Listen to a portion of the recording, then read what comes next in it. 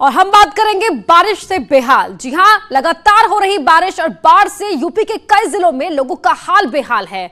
तो तस्वीरों के जरिए इसे दिखाते हैं। पहली तस्वीर मेरठ की है, जहां कलेक्ट्रेट कैंपस में पानी भर गया।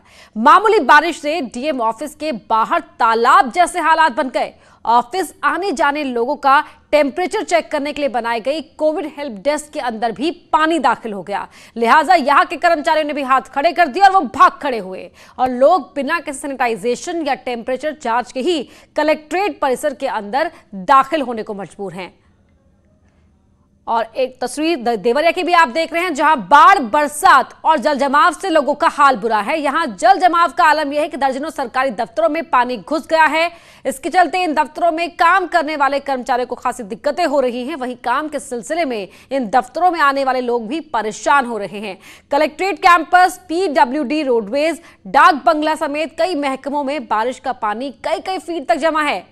दो तस्वीरें, यहां पर दावों की पोल खोलती हुई पानी ही पानी, सड़क के बाहर भी और ऑफिस के अंदर भी। कलेक्ट्रेट कैंपस में देखिए किस तरह से हाल है, वहां पानी ही पानी नजर आ रहा है। कलेक्ट्रेट कैंपस के बाहर जो कोविड चेकिंग डेस्क बनाई गई है टेम्परेचर चेक करने के लिए, उसके अंदर भी पानी घुस गया और इसकी वजह से वहां कर्मचारी वहां से भाग खड़े हुए और लोग बिना जांच कराए ही कलेक्ट्रेट कैंपस में दाखिल होने को मजबूर हैं।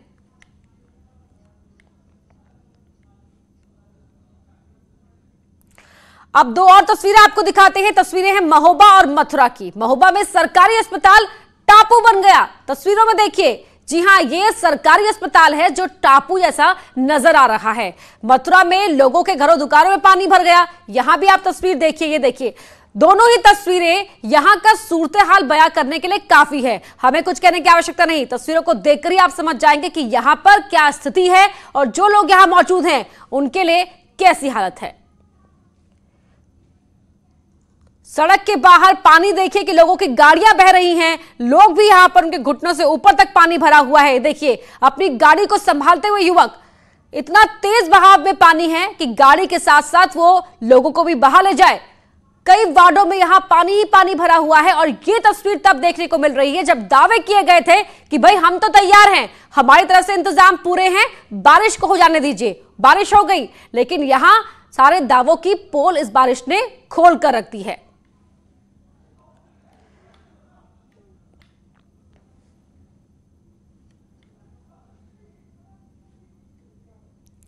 तो बाढ़ और बारिश के चलते गोंडा, बहराइच, बाराबंकी, आजमगढ़ और गोरखपुर जिलों में सरयू, घाघरा, राप्ती नदियां खतरे के निशान के ऊपर बह रही हैं।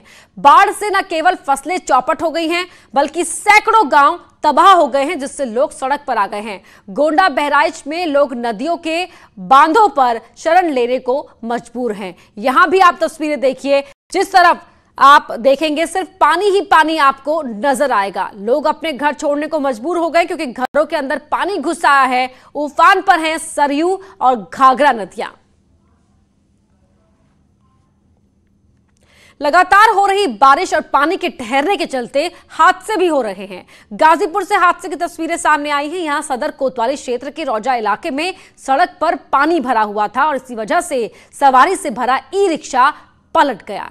ये देखिए, ये तस्वीर देखिए आप, सड़क पर गड्ढे ही गड्ढे, ई रिक्शा सामने से आ रहा है और ये देखिए, ये पलट जाता है। सड़कों की बदहाली देखिए कि ई रिक्शा सवारी से भरा हुआ है, पलट जाता है। यहां कोई बड़ा हादसा हो सकता था। रिक्शा पलटते ही आसपास अफरा तफरी मच गई। ये देखिए किस तरह से ई रिक्शा जो आ रहा है, संभलते संभलते वो पलट जाता है और सामान गिरता है। सवारी वहां पर रिक्शे में बैठी हुई, ये देखिए, सड़क नहीं गड्ढा नजर आ रहा है और कितना बड़ा हादसा यहां पर हो सकता था आप खुद इस तस्वीर को देखकर समझ सकते हैं। एक बार फिर देखिए, ये देखिए, रिक्शा पलटा और सामान नीचे गिरा। सवारी इस ई रिक्शा के अंदर बैठी हुई थी।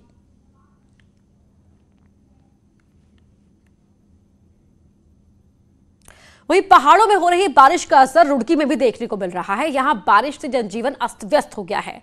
बारिश ने नगर निगम के दावों की पोल खोलकर रख दी है। शहर के कई मोहल्ले और सड़कें पानी में डूब गए हैं। जल निकासी के लिए नगर निगम लगातार नालों की सफाई के दावे करता रहा, लेकिन बरसात से लोगों के घरों के अंदर तक पानी भर गया है, जिससे लोग यहां आफत में है। देखिए, ये बुजुर्ग दंपत्ति चारपाई के ऊपर पैर करके बैठे हुए हैं क्योंकि नीचे फर्श में कमरे के अंदर पानी भर चुका है। ऐसा लग रहा है कि ये कमरे के अंदर का नहीं, किस तालाब का नजारा है। ये देखिए, सड़क पर भी पानी ही पानी।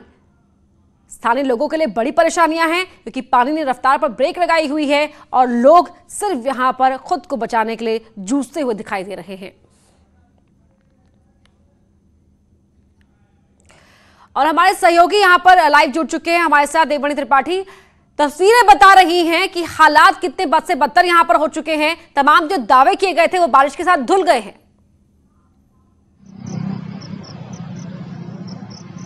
देखिए, निश्चित तौर पे इस बार बारिश जो सामान्य वर्षा होती है उससे 3 गुना ज्यादा है। जो मौसम विभाग है, जो और भी जो इससे जुड़े तमाम जो महकमे हैं, उनका ये कहना है कि इस बार बारिश लगातार ज्यादा हुई है। लेकिन इन सब के बावजूद जो हमारी मशीनरी है, सरकार है, जो यहाँ का स्थानीय लोकल प्रशासन है, उनका ये कहना होता है कि हम लगातार तैयार हैं, चाहे बाढ़ आए, चाहे बारिश आए, चाहे जिस तरह के हालात आए, हम हर तरीके से मुस्तैद हैं। हम बात करेंगे अगर गोंडा की, तो यहाँ पे लगातार मुख्यमंत्री और जल शक्ति मंत्री ने भी यहाँ पे निरीक्षण किया है और बाढ़ प्रभावित क्षेत्रों का दौरा किया है। यहाँ पे जो परियोजनाएं चल रही हैं उनकी समीक्षा की है। लेकिन आज की जो तस्वीर है, यहाँ पर लोगों का पलायन जारी है, तटबंधों पर लोग रहने को मजबूर हैं, ऊंचे स्थानों पर जा रहे हैं। और जिला प्रशासन की बात करें तो वो लगातार बाढ़ चौकियों को सक्रिय करने की बात कर रहा है और प्रशासन के लोग वहाँ पे मौके पे मौजूद हैं। लेकिन हर बार की तरह इस बार भी हमको यहाँ पर पिकनिक स्पॉट के अलावा और ये कुछ नहीं नजर आ रहा है, क्योंकि यहाँ पे अफसर आते हैं, लगभग गाड़ियां आती हैं, हेलीकॉप्टर आता है और मंत्री आते हैं, विधायक आते हैं। लोग बड़े बड़े दावे करते हैं, लेकिन जो बाढ़ प्रभावित इलाका है तरफगंज और कर्नलगंज का, वहाँ पे लोगों की स्थितियां, लोगों की जो परिस्थिति है, उनकी जो बाढ़ की त्रासदी है, वो हर बार की तरह इस बार भी झेलने को मजबूर है पड़ना। देवमणि, लंबी तैयारियों की जो बात कही गई थी वो तो यहाँ पर दिख ही रही है कि किस कदर की तैयारियां यहाँ पर की गई थी, लेकिन फौरी इंतजाम के लिए क्या कर रहा है प्रशासन? देखिए, फौरी इंतजाम के लिए बाढ़ चौकियों को सक्रिय किया गया है। वहाँ पे फ्लड फाइटिंग के नाम पे हर साल करोड़ों रुपए खर्च होते हैं। इस बार भी फ्लड फाइटिंग के तौर पे जिला प्रशासन और बाढ़ खंड यहाँ पे तैयार है। राइट होल भर लिए गए हैं। जो परियोजनाएं हैं उनको लगभग पूरा करने की बात की जा रही है। लेकिन जो ग्राउंड जीरो पे हमने जो देखा, वो लगभग 80 करोड़ रुपए की 2 परियोजनाएं हैं, एल्गिन चसड़ी और सकरौरा भिखारीपुर, दोनों अभी तक पूरा नहीं हुआ है। एक की स्थिति ये है कि अभी तक सिर्फ 40% पूरा किया गया है और जो सकरौरा भिखारीपुर है उसको लगभग 65% पूरा किया गया है। लेकिन यहाँ पे जो हालात, ये प्रतिशत, ये आंकड़े कुछ भी कह सकते हैं, लेकिन जो हालात यहाँ पे हैं, लोग पलायन को मजबूर हैं। लोगों का ये कहना है कि ये जो तटबंध है, ये बंधा है, वो सिर्फ धंधा बन के रह गया है। हर साल की तरह सरकारें बदली, लोग आए, अफसर आए और जो मशीनरी है वो बदली, लेकिन यहाँ के जो हालात हैं वो अभी भी हैं। तैयारियों की बात करें अगर, तो यहाँ पे अफसरों का कहना है कि हम लगातार तैयार हैं और बाढ़ चौकियां हमारी एक्टिव हैं। यहाँ पर राहत एवं बचाव कार्य के लिए SDRF से, NDRF से और भी जो तमाम एजेंसियां हैं उनसे बात कर ली गई है। लेकिन लोगों का जो पलायन है, लोगों तो किस कदर तैयार हैं वो तो तस्वीरें ही बता रही हैं। और ये हाल तब है जब हर साल इस तरह की तस्वीरें देखने को मिलती हैं और हर साल ही दावे किए जाते हैं कि हम तैयार हैं, और हर साल बारिश उन दावों को धोकर रख देती है। बहुत शुक्रिया देवमणि त्रिपाठी आपका इस बातचीत के लिए। लोग पलायन करने को मजबूर हैं। जी हां, ये यूपी के वो इलाके हैं जहां पर हर साल जो बारिश का कहर देखने को मिलता है, बाढ़ के चलते लोग अपना घर छोड़ने को मजबूर हो जाते हैं। सरकार की तरफ से फंड भी दिया जाता है, लेकिन जो अधिकारी हैं उनकी कार्यशैली का खामियाजा आम लोगों को भुगतना पड़ता है कि जमीन तक वो दावे धरातल पर उतरते हुए नजर ही नहीं आते हैं।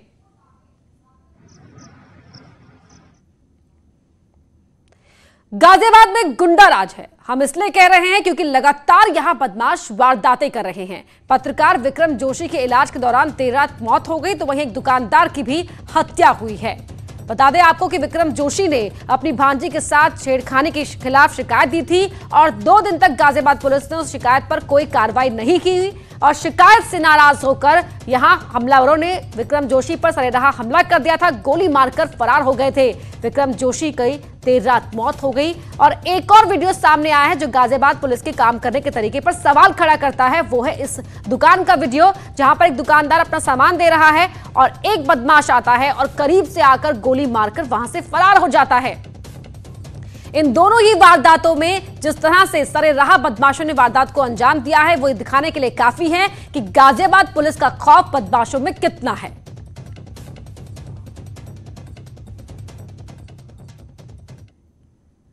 वहीं पत्रकार विक्रम के भांजे ने इंसाफ की गुहार लगाई है। उसने अभी तक मुख्य आरोपी की गिरफ्तारी नहीं होने पर नाराजगी भी जाहिर की। कमालुद्दीन के लड़के ने मेरे मामा के सिर में यहाँ पर गोली मारी है। मेरे मामा मेरी बहन का नाम भूरी है।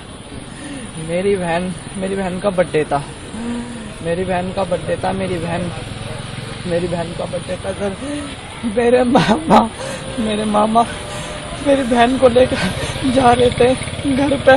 मेरे मामा ने मेरे पास फोन करा, आशीष सोना मत। मैंने कहा ठीक है, मैं गेट खोले रखा।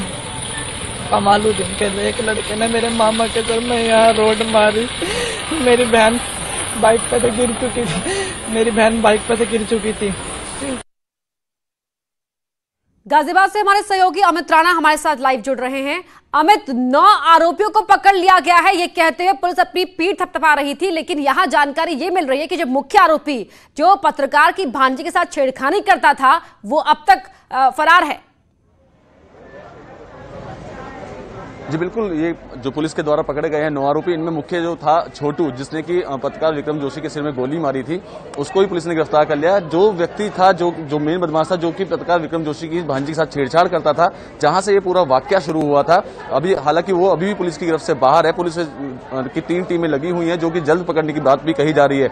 लेकिन जो हाल यहाँ पर मैं आपको दिखाना चाहूंगा, जिस तरीके से निर्मम तरीके से हत्या की गई, उसके बाद से जो परिजनों में कोहराम मचा हुआ है, आप देख सकते हैं कि उनकी जो बहन है, इन्हीं बहन की जो बेटी थी, उन्हीं के चक्कर में सारा सब कुछ मामला हुआ था, क्योंकि भांजी को बदमाश परेशान किया करते थे। और जब इसकी शिकायत विक्रम जोशी ने पुलिस से की तो उस पर भी कोई कार्रवाई नहीं हुई। और जब इस बात का भनक बदमाशों को लगी तो उन्होंने योजनाबद्ध तरीके से, जब विक्रम अपने घर से जैसे ही बाहर निकलते हैं, अपनी 2 मासूम बेटियों के साथ उनके साथ पहले मारपीट की, उसके बाद उनके सिर में गोली मार दी। हालांकि गाजियाबाद के इसी अस्पताल के भीतर उनका इलाज चल रहा था, लेकिन आज अल सुबह इलाज के दौरान उनकी मौत हो गई है, जिसके बाद गुस्साए परिजनों ने शव लेने से भी इनकार कर दिया। उनका साफ तौर पे कहना यह है कि आर्थिक मदद मिलनी चाहिए परिवार को, क्योंकि विक्रम ही इकलौते ऐसे व्यक्ति थे जो पूरे घर को चलाते थे। ये बताएं कि जो बदमाश हमलावर थे और जो पत्रकार की भांजी के साथ छेड़खानी करते थे, क्या उनका कोई क्रिमिनल बैकग्राउंड था? क्या वजह थी कि उनके दबाव में थी पुलिस और पुलिस कार्रवाई नहीं कर रही थी? इनमें से एक आकाश बिहारी नाम का बदमाश है, जो कि कुछ दिन पहले ही जेल से छूटकर आया था। उसका पहले भी क्रिमिनल रिकॉर्ड रहा है, और जितने भी ये पकड़े गए लोग हैं, ये तमाम लोग वो हैं जिनका पहले से ही क्रिमिनल रिकॉर्ड रहा है। और बार बार इस बात की गुहार विक्रम जोशी पुलिस से लग रहे थे कि मेरी जान को खतरा है, बावजूद उसके उनकी किसी भी जो एप्लीकेशन थे उस पर कोई कार्रवाई नहीं हुई। और जिसके फलस्वरूप आप देख सकते हैं कि एक होनहार पत्रकार जो कि अब यहाँ नहीं, हमारे बीच में नहीं रहे हैं। आप देख सकते हैं गाजियाबाद पुलिस के नाकारापन के चलते, कोताही के चलते आज विक्रम जोशी की मौत हो चुकी है, उन्हें इसका खामियाजा चुकाना पड़ा है। अमित, बहुत शुक्रिया आपका इस जानकारी के लिए। वहीं गाजियाबाद में ही सरेआम गोली मारने का एक और वीडियो सामने आया है। ये 16 जुलाई का वीडियो बताया जा रहा है। इसके बाद भी यहां पुलिस पर सवाल खड़े हो रहे हैं। बढ़ते आगे बात लखनऊ पुलिस की करते हैं, जिसने इंश्योरेंस की आड़ में चोरी की गाड़ियां खपाने वाले गैंग का पर्दाफाश किया है। इस गैंग से पुलिस ने लग्जरी गाड़ियों की देश की सबसे बड़ी रिकवरी की है।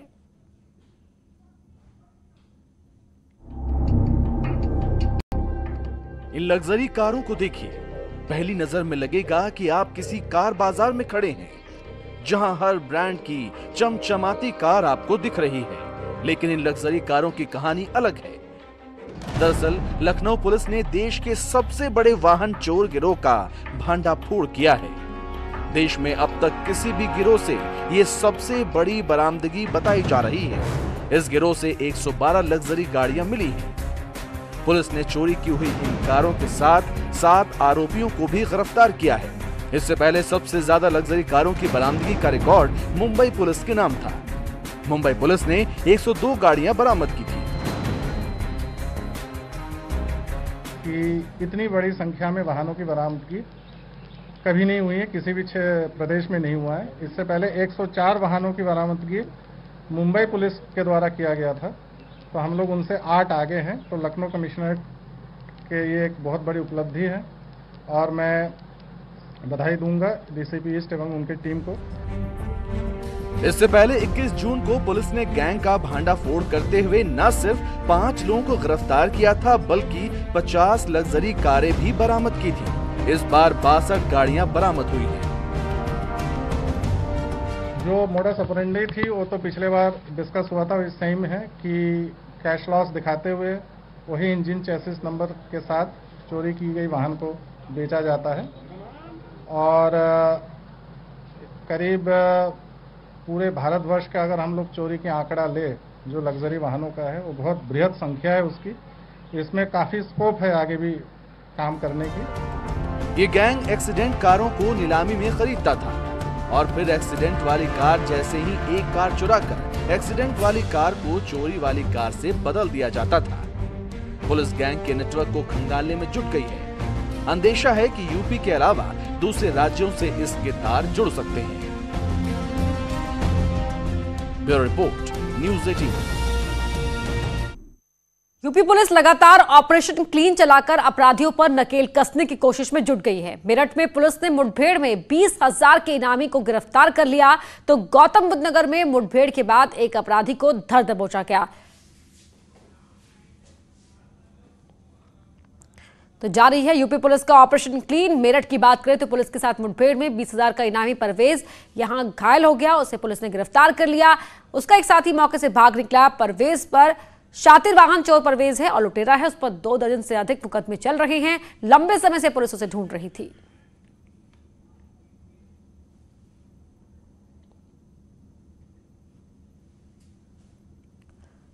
तो वहीं गौतम बुद्ध नगर में पुलिस की बाइक सवार बदमाशों के साथ मुठभेड़ हो गई, जिसमें एक गोली बदमाश को लगने से वो जख्मी हो गया, दूसरा उसका साथी फरार हो गया।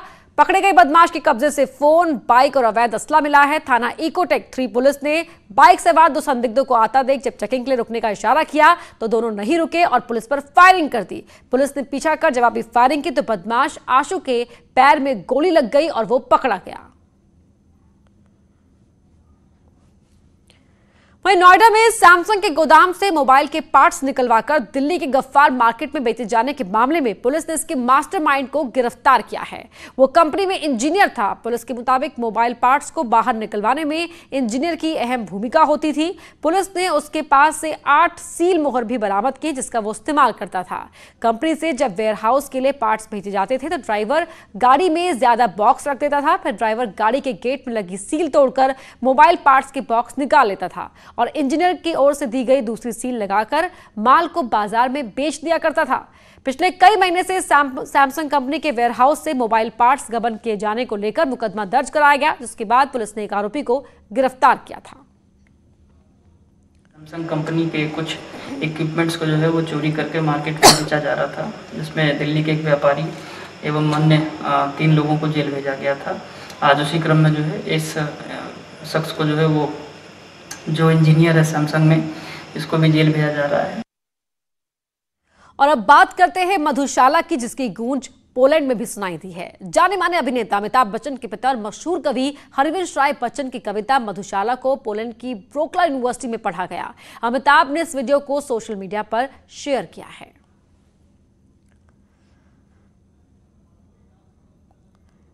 तो अमिताभ ने इस वीडियो को शेयर करते हुए लिखा कि खुशी से मेरे आंसू छलक उठे और बहुत ही अनोखे अंदाज में पोलैंड में इस छत पर इस मधुशाला कविता को गाया गया।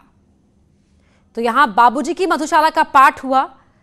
ये वीडियो शेयर करते हुए अमिताभ बच्चन लिखते हैं, जिसे स्टूडेंट्स ने यूनिवर्सिटी की छत पर चढ़कर सुनाया।